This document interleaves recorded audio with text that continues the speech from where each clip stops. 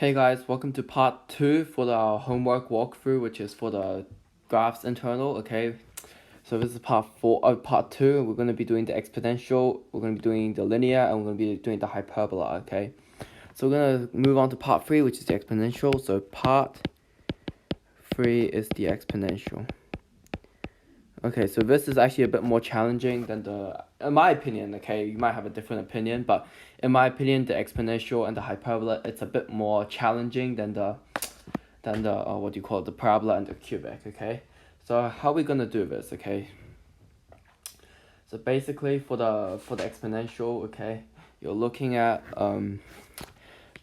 the basic equation of the exponential. So obviously this exponential has been shifted, okay? So that's not the basic exponential, okay? So basically the equation for a shifted exponential is y equals to a to the power of x minus b plus c, okay? So c is how much it's been shifted up or down, and the b is how much it has been shifted left or right, okay? Okay, so basically I think there's two ways to go about it, okay? So first thing you have to notice, okay, so this exponential, okay, this point here is this is 5, 7, okay, and then this next point is 4 or 3, and this next point is 3, 1, and this point is 2, 0, okay? So as you can see, each time it increases, so it goes from 2, 0, and then goes 2, and then goes plus y plus 1, y plus 2, y plus 4, okay? So obviously it's doubling, okay? So if I were to draw back into the x-axis, so it's going to go minus 0.5 and then minus 0.25, so it's going to be negative 0.75, okay? So therefore, so if I just keep drawing this graph, okay, if I just keep drawing this exponential onwards, okay, it's never going to touch negative 1, okay, but it's going to get closer and closer to negative 1, okay? So therefore, we can figure out that this asymptote for the graph is negative 1, okay? And because for a normal exponential, okay, so for a normal exponential, the asymptote should be 0, okay? And because in this graph we found out that because we found out that the asymptote is negative 1, that means the entire graph has been shifted downwards by 1 unit, okay? And because it's been shifted down by 1 unit, okay, we can say our c is negative 1, okay? So shifted down by 1 unit, so therefore c equals to negative 1. So we can say that's not what we're going to say. We're going to say our c value equals to negative 1.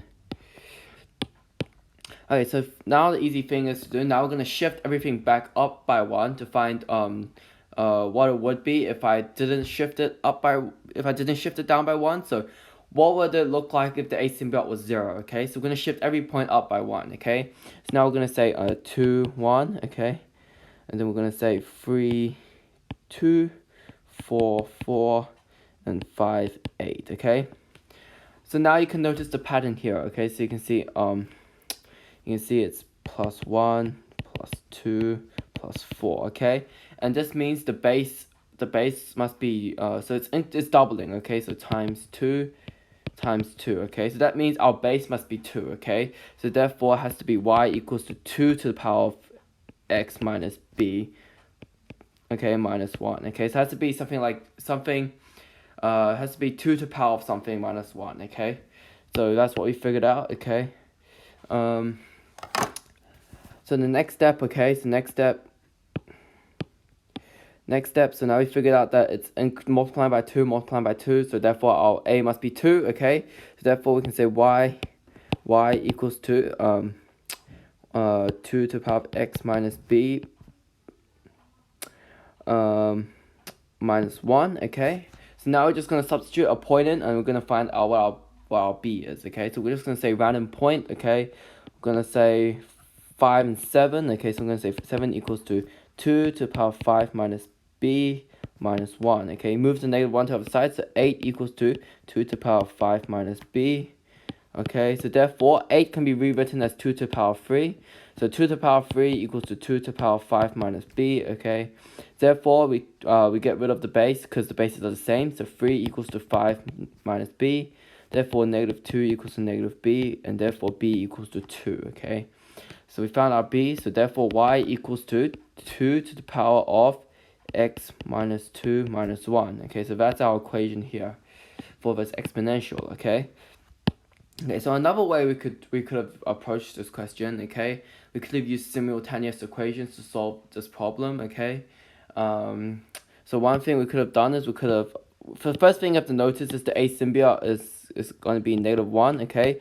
So we know our c value is -1, okay? So we know y equals to a to the power of x minus b minus 1, okay? So now we're just going to substitute, to get 2 points from the equation. I'm going to substitute them in, and we're going to use simultaneous equations to find for a, okay?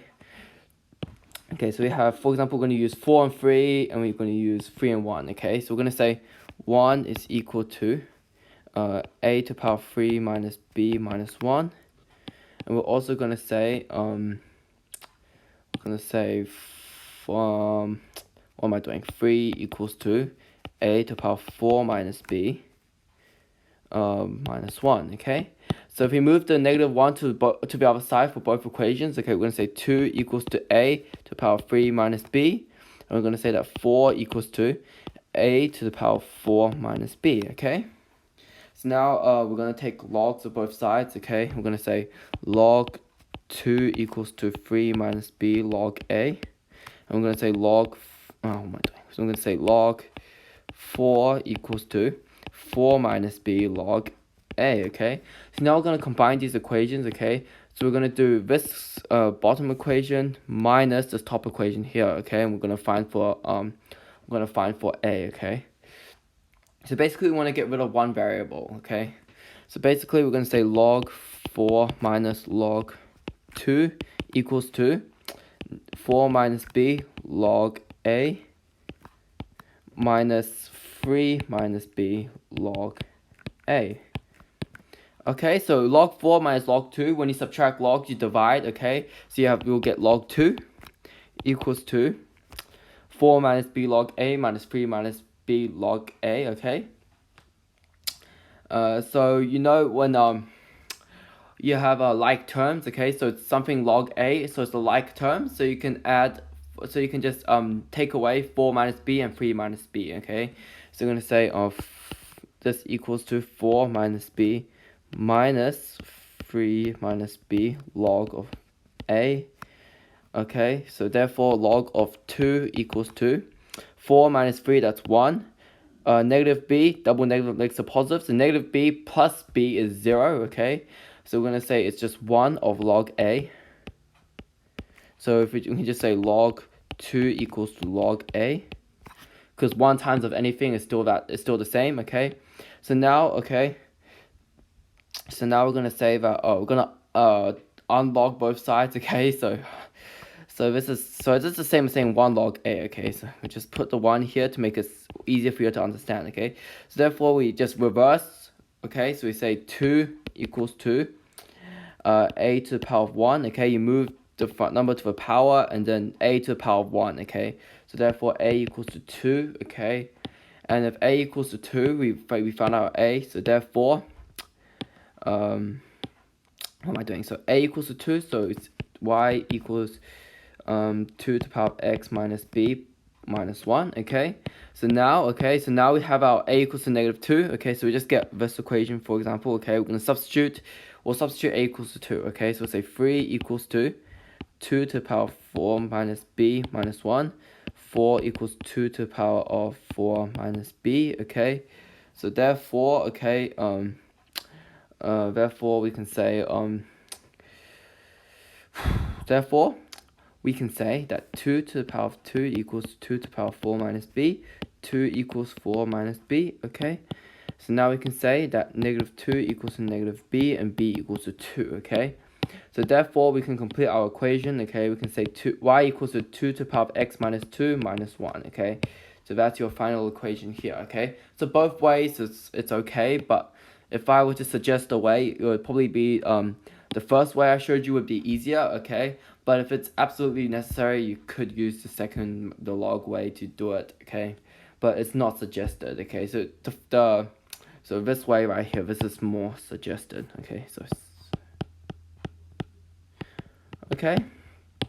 So now that we have our equation for our exponential, okay, we are going to find the features, okay.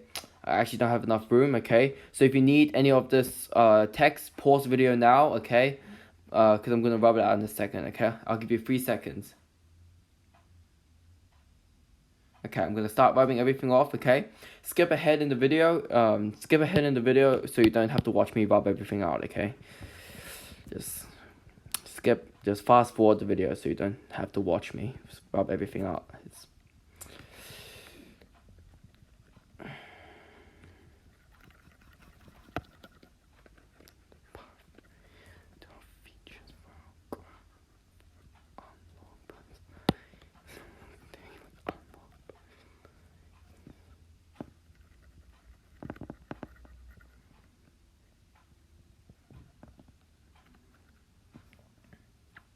Okay, so now we're gonna have to do our features for our graph. Okay, so features. We're gonna start with the domain. Okay, so domain. Wow. Okay, so domain. Okay. Our domain. Okay, so basically that's for what x values does the graph exist. Okay, see the graph starts at x equals to 2, and the graph ends at x equals to 2, 3, 4, 5. Okay, so therefore x is greater than or equal to 2, and x is less than 5. Okay, we don't. I'm not gonna say it's equal to 5 because when it's 5, the linear graph begins at x equals to 5. Okay, so we're gonna say that x is less than 5. Okay, so we say our range. So this should be pretty easy. So range. Okay, so range. The lowest y value is 0, and the highest y value is 7. Okay, so we're gonna say that y is less. We'll just say it's greater than or equal to 0, or it's less than or equal to 7. Okay, that's basically our range. Okay, it's not too hard. Okay, so just see what is the highest y value and what is the lowest y value. Okay, for your graph. Next we're gonna say what is our x-intercept. Okay, x-intercept. Okay, and that's when x equals to 2. So that's here. So x equals to 2. Y-intercept, as you can see, the graph ends at x equals to 2. So graph ends at x equals to 2, and therefore there's no y-intercept. Okay, does not exist. Okay, and now we have our asymptote. Okay, so asymptote. Okay, so your asymptote. Okay, so that's basically what does the graph get closer and closer to, but it doesn't ever touch that. So it can never actually be what am I saying? It can never actually be that value. Okay, so that's basically your c value. Okay, so our c value was -1, so we're gonna say our asymptote is -1. Okay, and what else do we need for an exponential?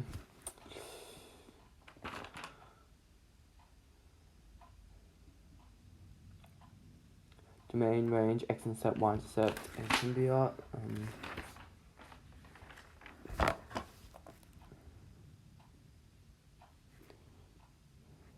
Yeah, I think that's it. That's it for the features for the exponential. Okay, so now we're gonna move on to a linear. We're gonna move on to a linear graph. Okay, sorry, I'm stuttering a lot today. So we're gonna say part 4. Okay, part 4 is the linear. Okay, so you can see the linear. Okay, so this should be really straightforward. This should be like really quick. Okay, so it's not too hard. Okay, so linear. Okay, so that's basically y equals mx plus c. The gradient is 0, so y equals to 0. Y equals to 0 x plus c. Okay, and you see that y equals to 7, so just say y equals to 7. So that's our equation. Okay, our equation for the linear graph is y equals to 7. Okay, so now we're going to move on to our features. Features of the graph, domain. So the domain, so x is greater than or equal to 5, and x is less than 7. Okay, so 7 is where our hyperbola starts. Okay, so we're gonna say that hyperbola starts at 7. Okay, so the linear doesn't start at 7. Okay, so the linear is x. So when the linear exists, is between 5 and 7. Okay, or equal to 5. Okay. Let's say our range. Okay, so range is just basically, you can just say y equals to 7. Okay, it's not that's it. So y equals to 7. It can't be anything else. Okay.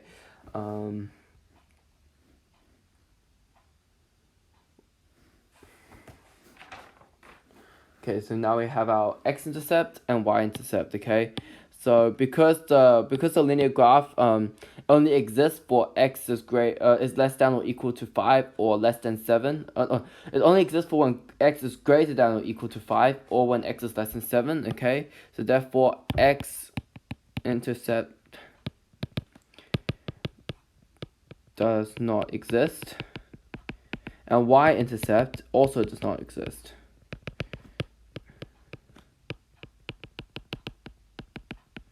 Okay, so now that's it for the linear graph. Okay, should be pretty straightforward. Okay, no gradient. Okay, just y equals to 7. Okay, and now we're just gonna move on to our final graph, which is our hyperbola. Okay, so this is pretty difficult. Okay, so hyperbola. Okay. So the basic equation for a hyperbola is y equals to k divided by x, okay? But as you can see that most of the graphs has been transformed, okay? So we're going to say the transformed version of the graph is k divided by x minus b plus c, okay? Okay, so how am I going to explain? So basically, c is how much the graph has been shifted up and down, and then b is how much it's been shifted left or right, okay? Alright, so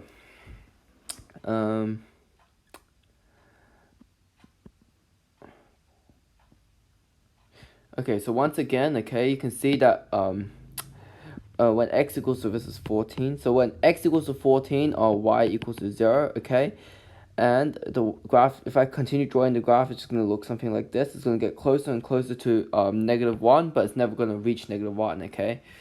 So the hyperbola goes down by, what am I doing? So hyperbola, okay, okay, what am I saying? Sorry guys, I'm being really stupid today. Okay, so the hyperbola, okay, so from x equals to 7 to x equals to 9, okay, it goes down by 4. When it goes to 11, okay, so when from 9 to 11 goes down by 2, and from 11 to 14 goes down by 1, okay, so therefore it's going to go down by 0.5, it's going to go down by 0.25, 0.125, etc., etc. So it's going to get closer and closer to -1. So it's going to get closer and closer to y equals to -1, but it's never going to touch. Okay, so this is here. So this is -1. So it's never going to touch -1. Okay, and you know, for a standard hyperbola, the asymptote is 0. So for a standard hyperbola, the hyperbola gets closer and closer to 0, but it never actually equals to 0. Okay, because you can't have anything divided by 0. Okay, so it gets closer and closer to 0, but never actually equals to 0, okay? So therefore, okay, because our asymptote in this equation is -1, so the graph gets closer and closer to -1, but it's never actually -1. So therefore, we can say that the graph has been shifted downwards by 1, okay?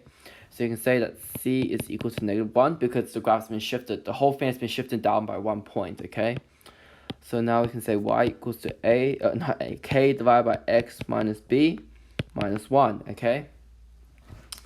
So now, okay, if I were to continue this graph, okay? If I were to continue this graph, if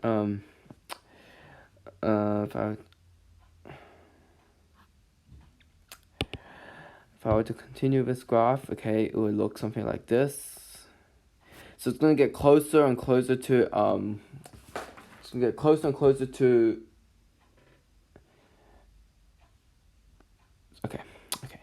that's not 7. Okay, that's not 7. This is actually 6 here. Sorry about that. So that's 6. Okay, so it's going to get closer and closer and closer to x equals to 6, but it's never going to actually be x equals to 6. Okay, so therefore, okay, so in a standard hyperbola, so in the normal hyperbola, the same thing will happen, but for x equals to 0. So the standard hyperbola. Okay, that's not a very good drawing. So standard hyperbola. Okay, so it's just gonna get closer and closer and closer to x equals to 0, but it's never actually going to touch x equals to 0. Okay, but for our transformed hyperbola, as you can see, it gets closer and closer to x equals to 6, but it never actually touches x equals to 6. Okay, so if this hyperbola had no restrictions, then x could be any real number but 6, and y could be any real number but -1. Okay, but because we have our domain, we restrict our graph. Okay, so therefore that's not right. Okay, but just for example, if we didn't restrict our graph, so x could be any real number but 6, and y could be any real number but -1. Okay, but for standard hyperbola, x should be, so in a standard hyperbola, x can be any real number but 0, and y can be any real number but 0. Okay, but in this one, it's been transformed. Okay, so as you can see, instead of 0, it's 6. Okay, so therefore it's been shifted 6 units to the right. Okay, and because it's y equals to -1 is our asymptote. Okay, that actually means that it's been shifted down by 1. Okay, I hope you understand that. Okay, so we can say that it's been shifted right by 6 points. Okay, and if it's shifted right by 6 points, okay, that means b means shifted right, so shifted by positive 6 units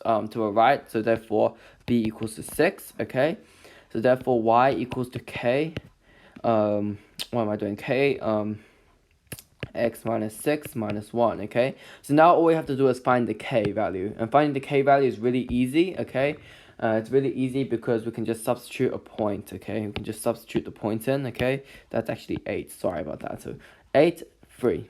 Okay, so we can just substitute x equals to 8 and y equals to 3, and we can find our k value. Okay, so we can say 3 equals to k, 8 minus 6 minus 1. Move the -1 to the other side, so 4 equals to k divided by 2. 4 times 2 is 8, so 8 equals to k. So k equals to 8. Therefore, our equation for our sorry, just rub this out. Okay, therefore our equation for our hyperbola should be y equals to 8 x minus 6 minus 1. Okay, so that's our equation for our hyperbola. Okay, however, this is another way to do it, as I said again. Okay, if you don't use the the hyperbola gets closer and closer to 6 way, you can use a different way. Okay, but it does require you to understand that the asymptote,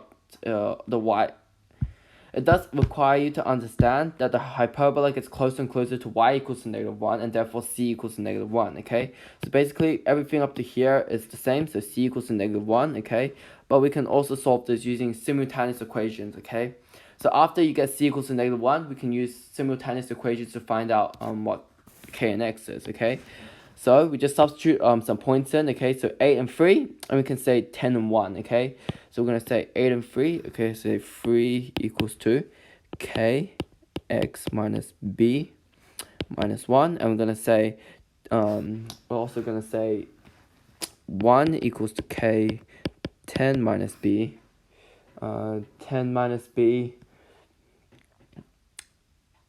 minus 1. Okay, so if we move the -1 to the other side, we'll get 4 equals to k x minus b, and we'll also get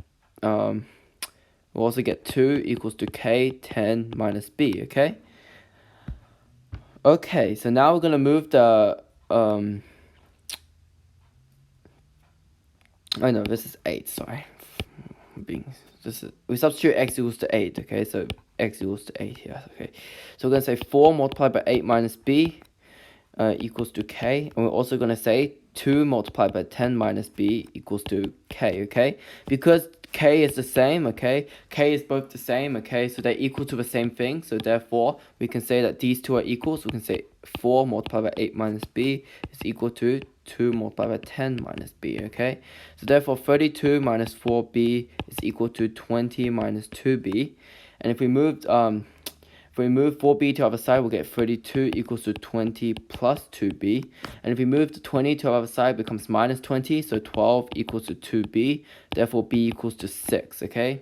So now I found b equals to 6, okay? So now you can say that y equals to k x minus 6 minus 1.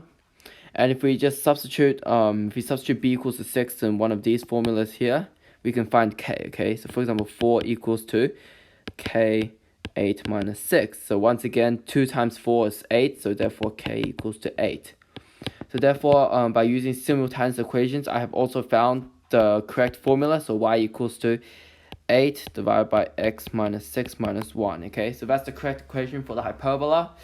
So now we're going to be finding the features for the hyperbola, okay? So the features of the graph. Alright, once again, pause the video if you need to read any of my working, okay? I'm going to give you some time. I'm going to give you 3 seconds, okay? I'm going to rub everything out and I'm going to start writing the features, okay? So 3, 2, 1, okay.